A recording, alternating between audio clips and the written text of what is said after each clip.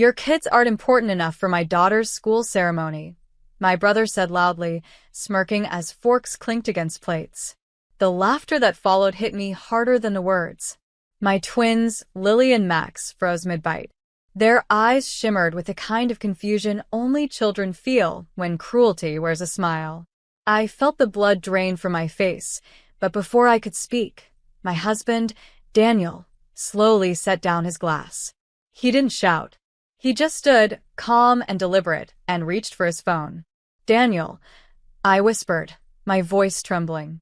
But he ignored me. He looked around the table, at my parents pretending not to notice, at my sister-in-law smirking beside her perfect little girl in a designer dress, and then at our children. The room went dead silent. "I think," he said, unlocking his phone, "it's time the truth about this family came out." My brother's grin faltered. "What are you doing?" Daniel turned the screen toward the table, and the color drained from everyone's faces. "My name is Clara Monroe, 32 years old. I've spent my whole life letting this family treat me like background noise. But that night, the night of my niece's special ceremony dinner, something changed." Daniel wasn't bluffing, and the secret he was about to reveal would turn that smug dining room into a courtroom none of them could escape. The room felt heavy, the kind of silence that hums just before a storm. My brother, Mark, leaned back in his chair, trying to laugh it off. "Come on, Daniel. Don't start your usual drama. It's a family dinner, not a press conference." But Daniel's eyes were cold, steady. "Then maybe you shouldn't have made it public, Mark." He tapped a video on his phone and turned the volume up. The sound that came out wasn't music, it was a recording. Mark's voice, unmistakable. "Clara's husband is a joke. He's a construction manager pretending to be rich. Their kids? Not even worth the tuition they beg for." The laughter in the background, my parents' voices, hit me like a physical blow. My mom's voice followed, faint but clear. "Well, he's no doctor, like Mark. We can't expect much from that side of the family." Lily gasped. Max hid his face in his hands. Mark's confident smile shattered. "You recorded us?" Daniel didn't flinch. "You humiliated my wife in her own parents' home last month. You laughed when she walked out crying. So yeah, I recorded it, because people like you only understand proof." My dad slammed his hand on the table. "Turn that off right now." Daniel looked him dead in the eye. "You didn't say that when they talked about your daughter, like she was dirt." And for the first time, my father couldn't look at me. Mark's jaw clenched, his voice rising with fake outrage. "You had no right to spy on us, Daniel. That's disgusting." "Disgusting?" Daniel interrupted quietly. "Not as disgusting as watching your kids insult mine while you all laughed." My hands trembled beneath the table. I'd been silent too long. I looked around at the faces that used to mean home. Now they just looked like strangers caught in their own reflection. My mother, always elegant and composed, finally spoke. "Clara, he's blowing things out of proportion. You know your brother jokes sometimes." "Mom," I said, my voice breaking, "you called my children worthless." She flinched, her eyes darting to the side, as if hoping the lie could vanish if she didn't face it. Daniel placed his phone flat on the table, screen still glowing. "You've spent years treating Clara like an obligation, not a daughter. But tonight, you insulted her children. My children. That's where it ends." Mark scoffed, trying to recover his arrogance. "Oh, please. What are you going to do? Cry to your internet followers?" Daniel's lips curled into the faintest smile. "Not exactly." He picked up his phone again and tapped the screen. A notification tone echoed through the room. Mark frowned. "What did you just do?" Daniel leaned back in his chair, calm as a storm in motion. "Let's just say that little recording isn't private anymore." The air went still. The walls seemed to close in. Mark's face went pale. "What do you mean it's not private anymore?" Daniel's eyes didn't blink. "I just sent it to the parent committee at your daughter's private school." The color drained from my mother's cheeks. "Daniel, you didn't." "Oh, I did," he said evenly. "Because your son here has spent months bragging about being a pillar of the community, while mocking his own sister's family behind closed doors." Mark shot up from his chair. You'll ruin me. Daniel tilted his head. No, Mark. You did that yourself. My brother lunged toward him, but I stood up between them, my voice shaking yet steady. Stop. You think humiliation is only yours to give? You've been handing it out like dessert for years. Tonight, you finally get a taste. Lily tugged my hand gently. Mommy, can we go home? I knelt down, kissed her forehead, and whispered, Soon, baby. Mommy's just finishing something. My father finally spoke, his tone low and icy. Clara, enough. You're embarrassing the family. I straightened my shoulders, meeting his eyes with a calmness I didn't know I had. No, Dad. You embarrassed yourselves. I'm just done pretending it's love. Daniel stood beside me, his arm brushing mine. We're leaving. As we walked toward the door, my brother's voice cracked behind us. You'll regret this. Daniel didn't even turn. Maybe. But at least we'll regret it together, with dignity. And for the first time in years, I felt free. By the next morning, the storm had already begun. The group chat my brother adored, the one full of other parents from his daughter's elite school, was on fire. Someone had forwarded Daniel's recording. In less than an hour, Mark's name was trending on the local Facebook forum under the tag #HypocriteDoctor. Screenshots spread like wildfire. Clips of my mom laughing in the background. My dad saying, Don't invite Clara next time. She lowers the tone. Daniel showed me the comments while sipping his coffee.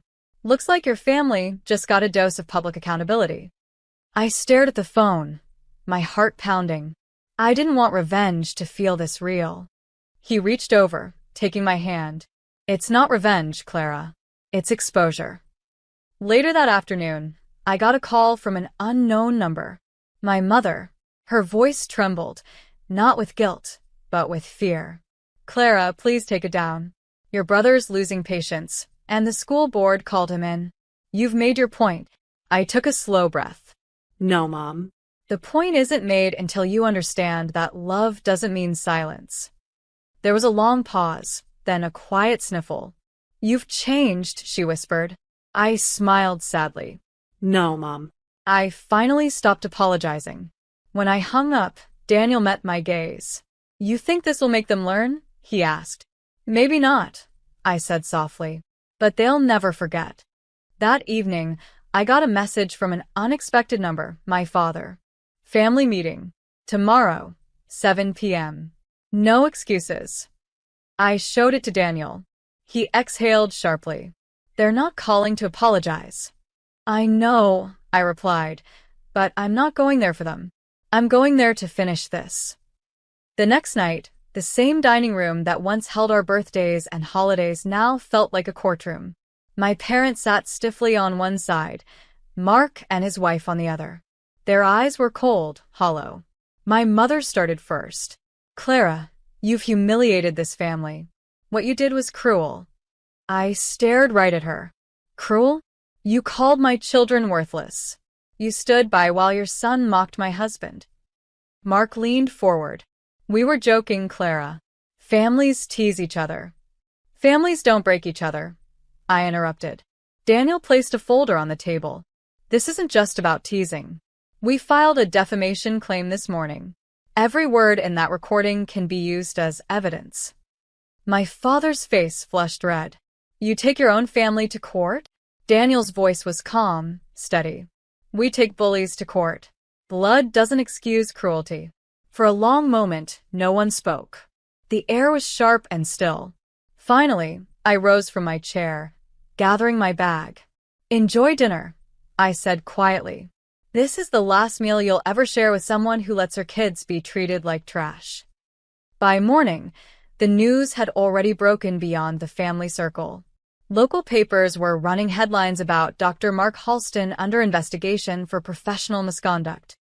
Daniel's defamation claim had triggered a chain reaction. Reporters found other parents and even former patients who'd been quietly waiting to speak up. When I walked into my office that day, people weren't whispering behind my back anymore. They smiled. They knew.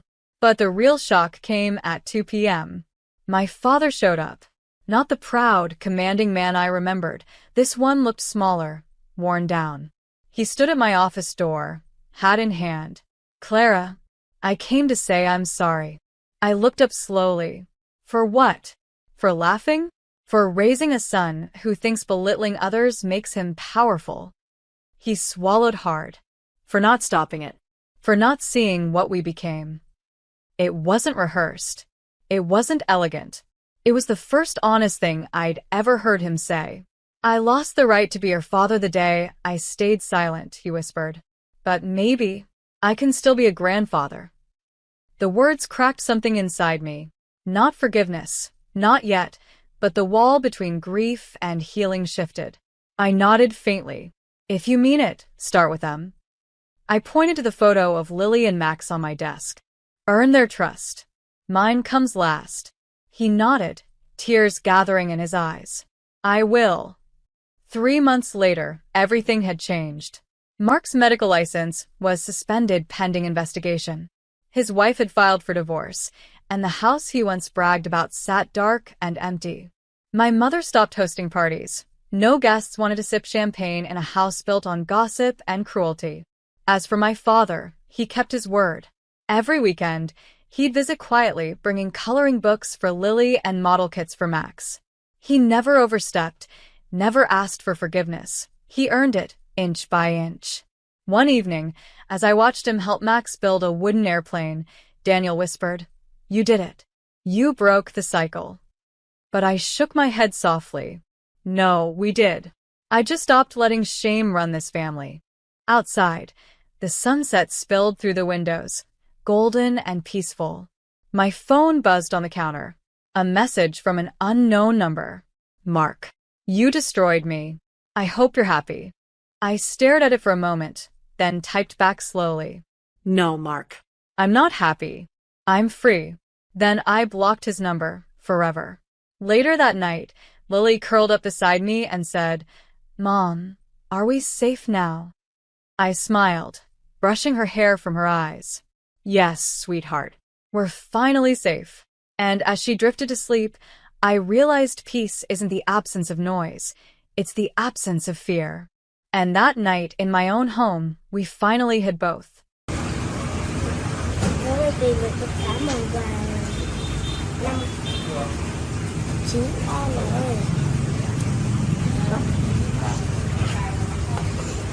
Đó, mình làm trong